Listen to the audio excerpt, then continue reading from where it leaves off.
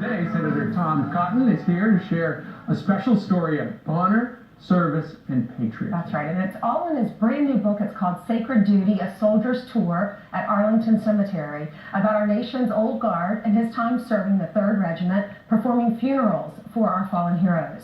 Senator Tom Cotton joins us on the couch on this big day. For you, Senator, you've had a lot of big days, from your Ivy League to serving in the military to going to the Congress and the Senate. But this book was a mission for you, wasn't it? It was, Brian. I've done a few different things in my life. Some of the most meaningful things I've done is serving in the military. Mm-hmm. And if I wasn't serving in Iraq or Afghanistan, leading troops in combat, I can't think of anything more meaningful than serving at Arlington National Cemetery with the Old Guard, honoring our nation's fallen heroes and everything they mean to America. What is the Old Guard? The Old Guard is the oldest regiment in the Army. It was created in 1784, so it's 3 years older than our Constitution, but since 1948, they've been the Army's ceremonial unit, official escort to the President, and performed military honor funerals in Arlington National Cemetery. Yeah, and how you ended up in the Old Guard is the story that you were able to bring us through, and really to give birth to this book. So here's a look at the Old Guard and Senator Tom Cotton's journey there. So, Senator, set the scene for us here. You used to work here. Yeah, so we're on Memorial Drive. Memorial Bridge is that way. That was built to symbolically connect the Lincoln Memorial with the Arlington House up on top of the hill, which is where Robert E. Lee and his wife Mary lived for about 30 years until he joined the Confederacy and the Union Army crossed the Potomac River and occupied this land on May 24th, 1861, and they've held it ever since. And it became a cemetery after the Civil War. And of course, in front of Lee's old home is the eternal flame that burns for JFK. Visitors to the cemetery will often visit the JFK gravesite. They go to see the Tomb of the Unknown Soldiers and the sentinels who guard that tomb every moment and every day for the last 82 years. And over your right shoulder is Arlington National Cemetery. That's where the Old Guard does its work every single day, sometimes more than 20 funerals a day inside these gates. The Pentagon is right next to the southeast corner. In fact, on 9/11, when American Airlines Flight 77 slammed into the Pentagon, the funerals continued to go on, but the Old Guard also rushed down to the Pentagon, helped provide military aid and security on that site. In a way, it became the first Army unit to deploy to a new battlefield in the war on terrorism.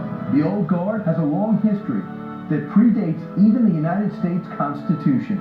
So the Old Guard is literally the Old Guard. It is the oldest active duty regiment in the Army, going back to 1784. And you see here, one of the uniforms is the Revolutionary War musician's uniform. For the first 170 years before the Old Guard came to Arlington in 1948, they were serving on the front lines of almost every war, all the way up to World War II. The story of the Old Guard's history is kind of the story of America as a nation. Between combat tours in Iraq and Afghanistan, Senator Cotton found himself at Fort Myer, where he trained for the high honor of becoming a member of the Old Guard. You served here for how many months? I served here for about 16 months in 2007 and 2008.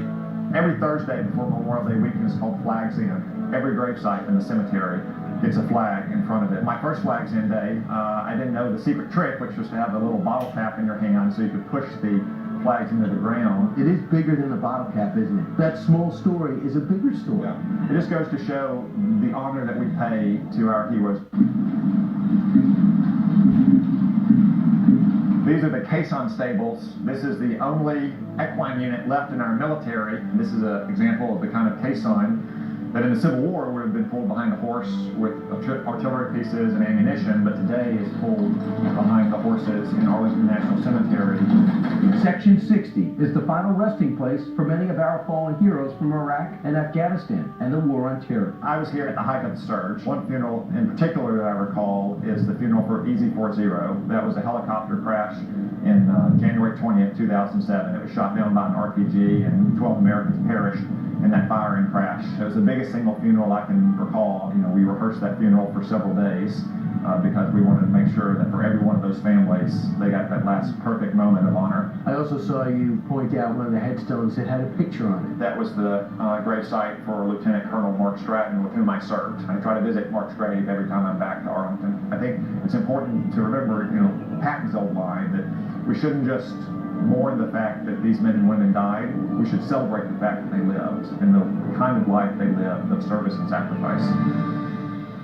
That is very touching. What inspired you you were at Harvard Law School? Was it 9/11 that that you were inspired to go serve our country? Yeah, it was actually. In my third year of law school, 9/11 happened, and I wanted to go serve overseas after that. So I finished school and worked for a couple of years to get all my affairs in order, but I joined and decided not to be a JAG lawyer, became an infantry officer, and that's what took me to Iraq, 101st Airborne, but it's also what took me to Arlington National Cemetery with the Old Guard. So when you come back, they say we want to go to the Old Guard, and you're thinking, I don't know if I really want to do this. Then you found out there's a lot of requirements. You had to qualify to do this, and then you realized you had to do it. Yeah, the Old Guard has some of the strictest requirements in the military, height and weight standards. For an officer, you have to be Ranger and Airborne qualified.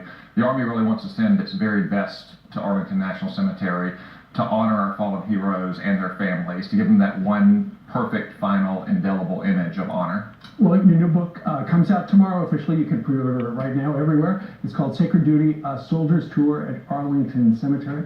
Senator Cotton, thank you very And much. happy birthday. Thank you. And Megan Happy McDonald- birthday! Today's his birthday. And Megan McDonald edited that package.